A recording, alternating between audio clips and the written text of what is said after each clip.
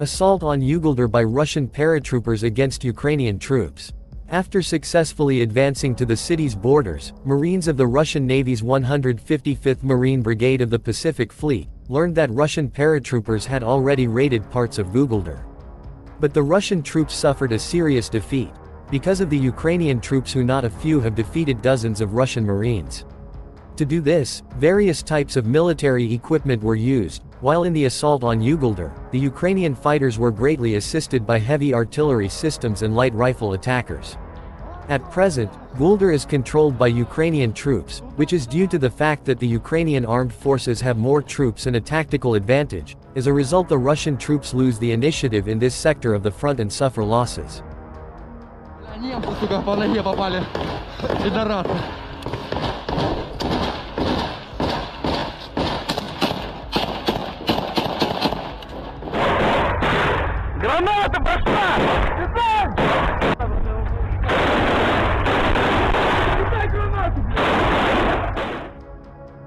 The battle for Bakhmut led to a serious weakening of the Russian troops. Against the background of the fact that the armed forces of Ukraine concentrated the greatest forces towards Bakhmut, intending to keep the city's defenses. It is known that in the battle for Bakhmut, the Russian troops suffered heavy losses, which led to the fact that the Russian army was seriously weakened and is now completely exhausted, although the real battle for the city has not even started. According to the American and British media, due to Putin's intention to continue to seize Bakhmut, the fighting in this direction caused serious losses in the ranks of the Russian army. Now the Ukrainian armed forces have succeeded in Bakhmut and the Russian forces have suffered very serious losses. Not to mention the fact that several tens of thousands of Wagner's troops might be surrounded by Ukrainian troops in the near future.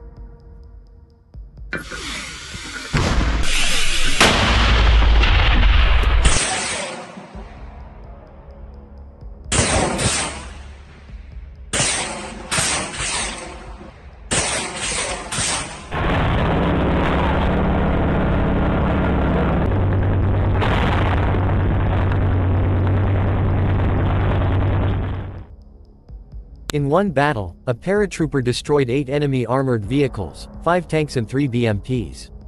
Yes, the other day the enemy launched a massive assault on Ukrainian positions in the Maryanka area. Skillfully applying the maneuver, constantly changing firing positions, the serviceman of the anti-tank reserve with the help of the American Javelin anti-tank complex destroyed 8 units of armored vehicles, among which there were 5 tanks and 3 BMPs of the enemy, the message reads. According to the military, the work was completed by the brigade's artillery, which inflicted a powerful fire damage on other armored vehicles of the enemy. In addition, the accurate fire from small arms, with which the paratroopers met the enemy infantry, did not leave the enemy any chance of success. A total of 5 enemy tanks and 7 BMPs were destroyed in this heavy battle, the paratroopers added. As reported, the main efforts of Russia are now focused on conducting offensive actions in the Kupiansk, Lymansk, Bakhmut, Avdiivka and Shakhtarsk directions.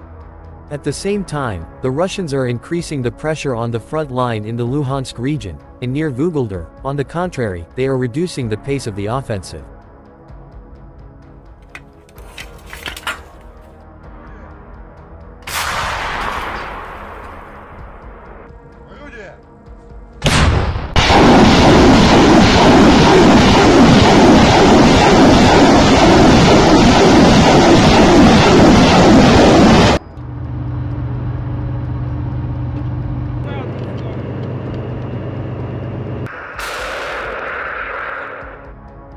The situation on the border with Pridnestrovye remains tense. The number of military personnel of the Ukrainian armed forces here has increased 1.5 times.